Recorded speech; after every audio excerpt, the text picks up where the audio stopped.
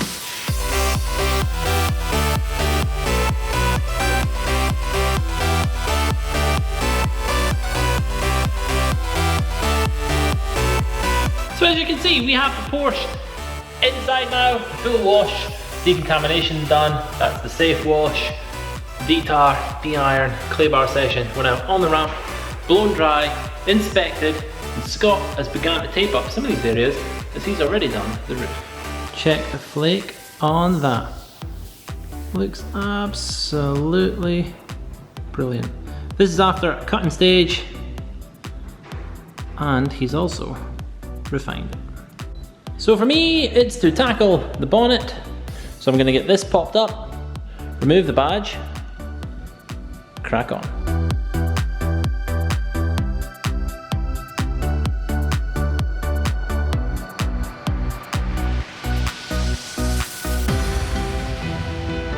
Okay, Porsche badge off. Got a chalk rubber in, which is holding the bonnet up nice and clear, removing all the dangers I can have. Let's get on to the bonnet.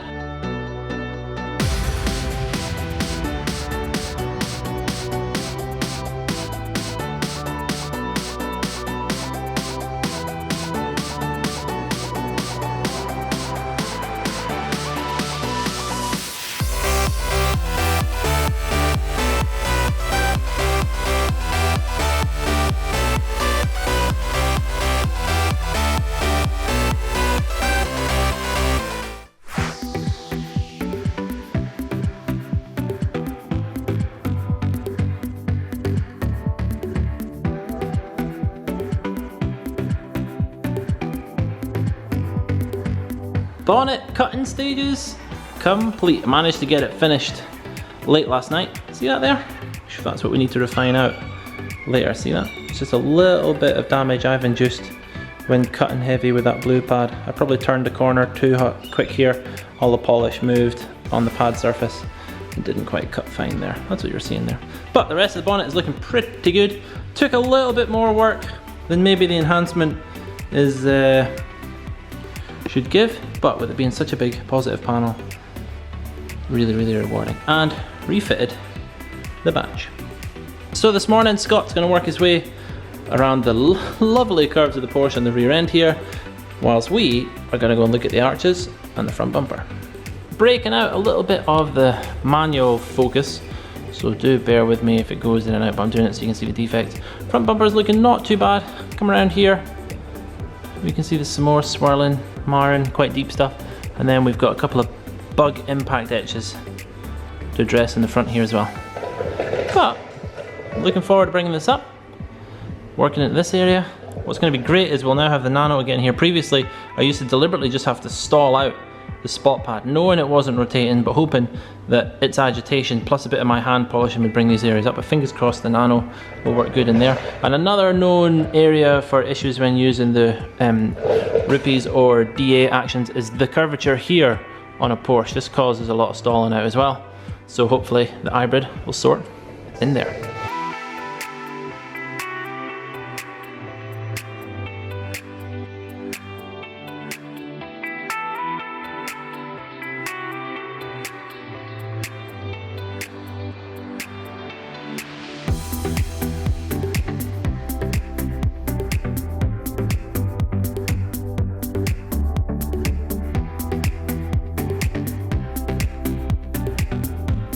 I'm not entirely sure if you can tell from that video, but the DA attachment, that's a small one, so I think it's like a 2 or a 3mm throw, I'll have to double check. But the DA attachment on that was stalling out in the grooved area on the Porsche. So, I switched it to rotary mode. Fantastic, show you the results. So with the rotary, we managed to get right the way down here, and you'll actually see a little bit of buffer trail in there. Come on, where's it going? Just there. It was quite a harsh compound I'm using, that's blue Rupes on a blue pad. So, just to refine that, and then we do the other one.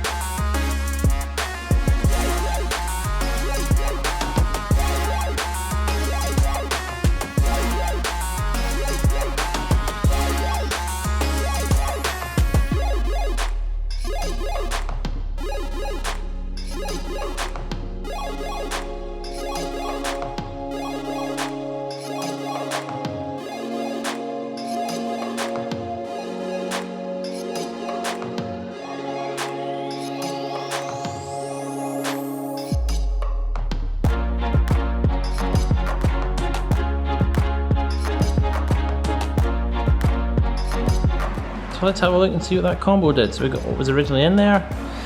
Now we're into the area where a single hit with blue and 400's gone.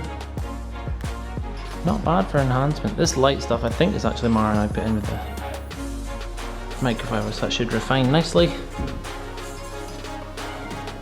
That I'm happy with.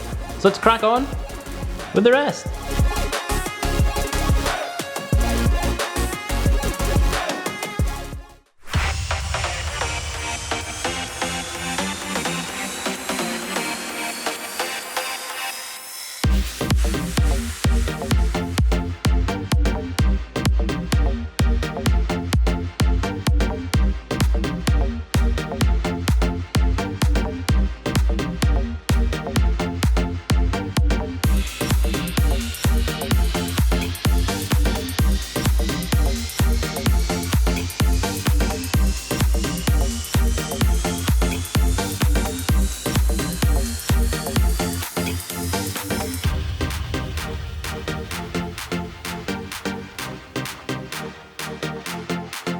Refining time!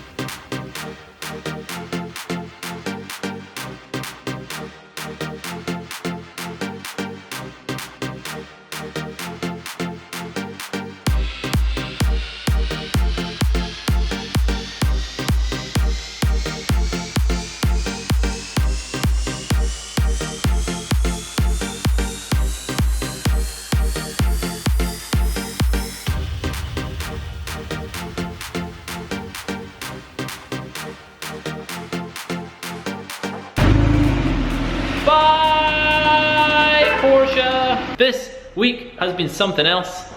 It's probably going to be a chatty little update from me now, but I'm going to do it tomorrow. It's currently Thursday. I'm in on my own on Friday. I'll update you guys then.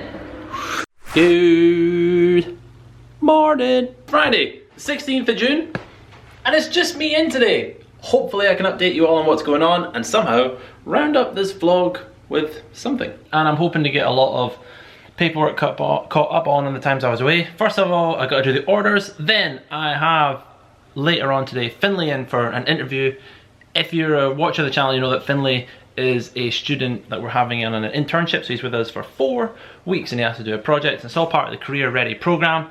If you guys want to know any more about it, just Google it. It's a really cool little program where you get students into your workplace to like round their skills and get them ready for going into working life. So as well as that and the interviews at the end, the bit in the middle, I really need to kind of work out what I'm doing. I know I've got too much stuff to do in that time. What I would like to do is somehow create a video for you guys and finish this vlog, as well as get some stuff on Amazon and get all the chemicals and all the new products I've been talking about on the website so that you guys can actually buy them. So with the orders done, let's go! Boo! What is next? Well, with the chaos of yesterday, the bay was left in a little bit of a mess. You guys probably think it's super clean, but it could really do with a sweep and a mop, everything put away, and then double check that the chemicals are stocked up, ready, because Scott has a G-Technic yearly in tomorrow on a Saturday. It's like suicide for himself, but it's booked it in, it's super cool, so I'm gonna get the bay prepped with him to make life a little easier.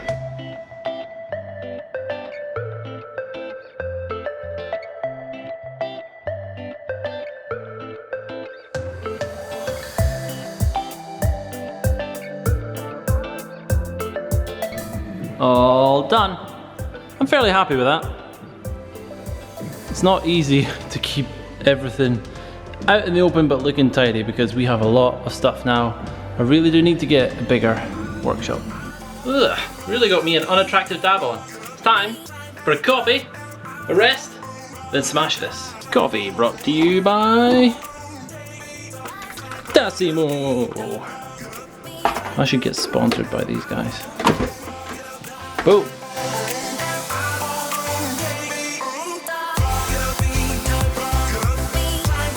Coffee. Bosh.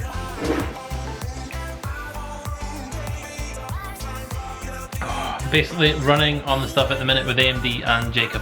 Ha! So, I put a post up on Instagram. Some of them have come through. I think I might take you guys next door, pop you up on a bit of racking up there, and answer some of these questions. So here we are in the shop. Instagram questions. It's not going to zoom in on that, but fingers crossed. I'll just go through these 5, 6, something like that, and answer them for you. Let's have a look and see what we have got. First up, we have Scotty Omega. What's your preferred pad and compound for single stage paint corrections? I have a favourite, yes, favourite sort of like go-to products that we use, but depending on the car, it really will depend what you want to get from a single stage as to what combination you're using. For example, we could use one combination on soft paint, it would do great, one combination on hard paint, and it would just do nothing. But here, my favourite pads and polishes, I like to use the Rupes pads. I find that they work brilliant and work on most of the paint surfaces we're using, and with the machines because we're using the Rupes machines. I like to use Menzerna polishes only because I've always used Menzerna polishes, but I have started to look into Sonax and of course the Rupes polishes as well, so I enjoy using them. But my kind of go-to, if I must, is like Sonax Perfect Finished is a fantastic all-rounder with a Rupes Yellow Pad. Generally sees me right as a good starting point if I'm trying to do as much as I can in one hit with a long set down. But in saying that, it's not an easy single stage. You have to work that product all the way down to get the most out of it. Takes a lot of time. Some people see a single stage as what's a quick buzz around the car, so then you're definitely going to be just using a finishing polish and a finishing pad because you're not going to have the time scale you need to break down the abrasives. Question number 2. W.D. Wallace 1950. How do you cure swirls and light scratches on a 10-year-old red Focus?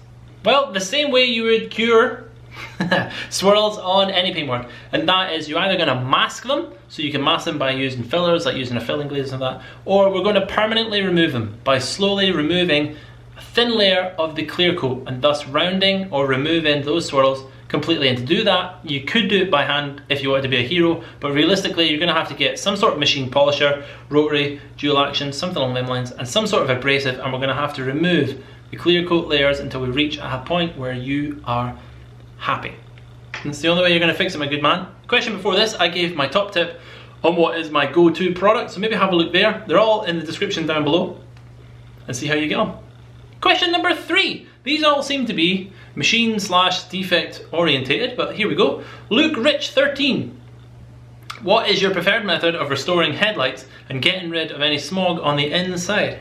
Well, getting rid of the smog on the inside is, how do you get in there? You're gonna have to open up a headlight if that can be done at all to get that clean. But restoring the exterior of headlights, I like to just go straight to sanding them. You can machine them, and you maybe do a machine as a courtesy go to see how far you need to go, but 9 times out of 10, if you can, remove them. If not, then tape up safely the whole area around the light, wet sand them, go through the different grades of wet sanding. So I would maybe go 1200, 2000, 3000, and then go to cut and compound, then a finish. Remembering that when you're sanding these down, the residue coming off, whether you're using detailer or water as a lubricant, is eventually going to make like a clear coat cement almost. So you need to mask off a large area of the car, or make sure you're removing all that product from the car, because if you leave any of it, it will dry hard, and you will dry with this hard, thick glue clear coat that you've created. And then just like paintwork, you're going to have to go through your polishing steps afterwards, so cut, and then potentially polish, and then refine before protecting. But it's really easy to lift them up. Remember, headlights are much more forgiving than paintwork is, so don't be worried about going a little bit harder than you usually would on your paintwork. Question number... Is this number 4? I think so. Next question. Dan Barnes, 1445. Are you going to be adding more products to your range? For example, a citrus wash, polishes, etc. Love the stuff, guys. Great product, great videos. Thank you, sir.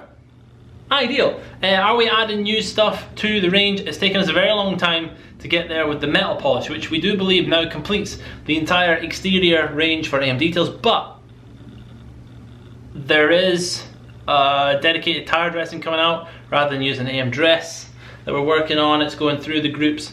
Diminishing abrasives and polishes, we're not even going to start looking at them. It's way too much money yet. At the moment, we're just going to start developing the brand that we've got and the different ranges inside that brand and fulfilling the customer's need. That's the drive for this year. So if you're asking for something in a certain volume or in a certain way, then that is what we're going to try and achieve this year and early 2018, and just grow the brand. Growing the brand for these distributors is meaning we can then get the capital we need to get machinery in to make things bigger, faster, stronger, which then allows us to make them cheaper, which means we can get them to you in the larger volumes, because some of the chemicals we can't do in 5 litres, never mind provide them to the trade like they want in 25 litres. There just isn't the scope in the business model for it yet.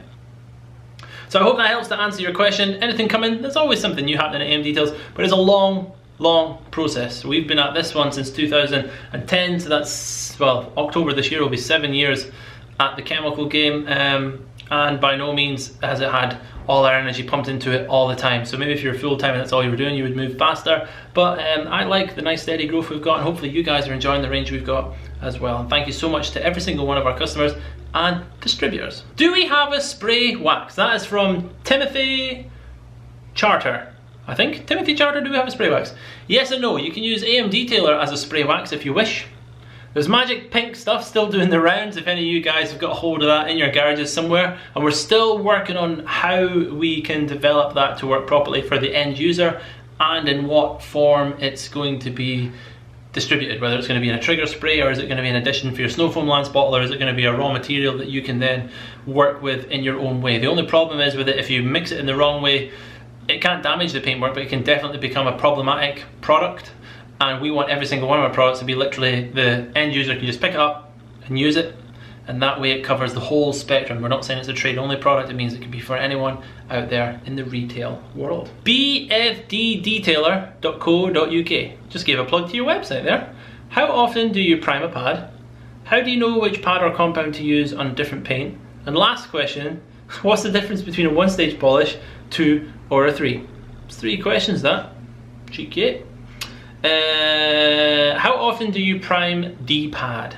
I do a big prime at the start of the session, and then I'm working through, but then as we clean the pads out regularly, and depending what our residue control is like, so sometimes it happens. You're working away and you end up using a little bit too much polish and you get too much into the pad. If you get the pad too heavy and the pad absorbs the polish, then it's useless. It's like deep inside the foam, and all it's doing is generating weight. It's not allowing the polish to stay where it wants to be, which is between the foam pad and the surface, so that you can break it down. If your pad starts absorbing it, then maybe we have to look at changing your pad type or changing your polish type. So that defines when I want to prime a pad, because sometimes I might clean it out too much, then I still need to prime it a bit. But if you over prime, you can get the pad full of product and it gets heavy. And for people that have maybe used products before, you get that sort of thing where you're using it, you're spinning it either too fast or you're generating too much centrifugal forces, or the pad is filled with too much polish, so it's heavy. You can hear that vroom, vroom, vroom, vroom, vroom when you're using the machine. Anyone that's just sat here and going, oh no, is that what that is? Definitely. Your pad is too heavy, there's too much stuff in it. Give it a good cleaning out, a light prime, and then 2 small blobs to get yourself going. How do you know which pad combination to use on different car paints? You don't, you just use experience for a good level to start from, then build from that base using products that you know inside and out. So hence why when everyone asks me, I say the same stuff, because, well, 2 or 3 reasons really. We don't have enough spare time here to go away and investigate and play with other products. I would love it if we could. I'd love if we could pencil 2 days in the diary for me and Scott just to sit and play with new products and go, wow, that was interesting, that's what it did. It would be amazing. That's why I want to book us on more training courses where we can go and see these manufacturers and they can physically show us what their chemicals can do in their environments. But we start from where we know, so then we know in general what a product is like. For example, if I have Menzerna 2500, I know how it's going to react on all of the Rupes pads because I've done it deliberately to see what it does. How far can I take it on a white pad? How far can I take it on a blue pad? And everywhere in between. So once you have an understanding of that product range, you know a good place to start from. See what happened to the paintwork, investigate, and move on to the next step. And then, so it's the best tip I can give you is just to practice. But once you know it, you know your tools. You know your tools. Then when you get your paintwork, you can work it from there. And the last question is, what's the difference between a single or a 2 or a 3 stage polish? It's exactly that. How far do you want to go between each set?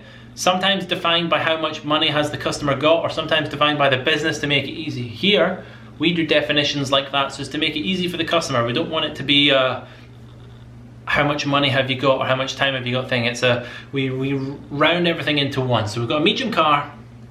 A single stage is going to do next to nothing, lift the paint up or be a good primer for a protection. 2-stage enhancement is going to give you a good turnaround, but by no means are we taking all the defects out. It's just going to lift that light marring, that light swirling out and give you a good turnaround. Then we've got the 3-stage correction after that, which can take you to a fairly good level, or the AM detail or whatever you want to call it, where what's your budget, how far do you want to go and what's practical for you. And that's that one. So I hope that helps to break down all them different steps. And that is the Q&A. Sorry that was a bit machine orientated. I don't know if it's just because the first guy asked a machine related question, then all you guys answered the rest of them. But hopefully you found it interesting and it finished off this vlog nicely. Next week we have the full team in. I'm also, as I say, going to be interviewing Finley today, and then we're going to have him in a week's time, so there'll be another pair of hands in here. And we might potentially be looking out to the world of you guys for more employees and more help, and then we can finally get a hold of this place and I can focus more on these and make them more interesting, more cinematic, more dramatic for you all. So in saying that, next week it is training on Monday. We have a Mercedes in, which has just been in today, actually, and upgraded to full coatings for G-Technic. And then on the Friday, I think potentially I'm taking a trip out to Highland Audi. So I will see all you guys next week. I have been Alan, and this is AMDetails, where we do car care and detail related videos every week. Subscribe and smash that bell so you get a notification every time I go live to answer your detailing questions. And over here, 2 videos chosen just for you. Ciao.